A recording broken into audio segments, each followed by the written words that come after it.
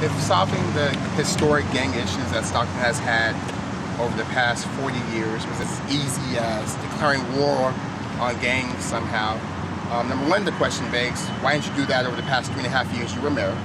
And number two, if it's that easy, why has no one else thought to do it? And the answer is because it's not. For the past 30 years, Stockton has been double the state average in homicides.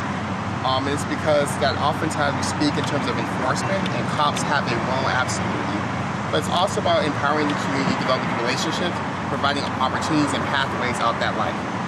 Historically, Stockton has 5 hot zones of crime, which are also hot zones of poverty, low educational attainment, and unemployment. So any solution has to not just speak to cops, but speak to opportunities and jobs for folks who want to change. Understand that not everyone will change, that's what you have law enforcement for. Number two, as mayor, you have a real opportunity to impact these issues. For example, it's ridiculous if you really declare war on gangs. Why has your Marshall Plan Committee on Crime only met one time this year? And you're the mayor, you're full-time, you're here every day. Number two, we have a strategy called Ceasefire, where we're identifying the people who are most likely to be victims of perpetrators of violence.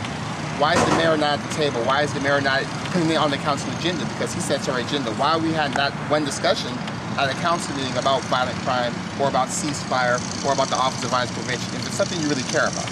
If it's not something you really care about, then you'll see you talk about it 40 days before an election, for example, or 2 weeks before absentee ballots drop. And as someone who came back to Stockton because I lost a cousin to violence in this city, I take it real personal that people who have the opportunity to make an impact and make a change don't, but then when I talk about it as an election issue, it's not an election issue, it's a historic Stockton issue. It's going to take real leadership to solve it.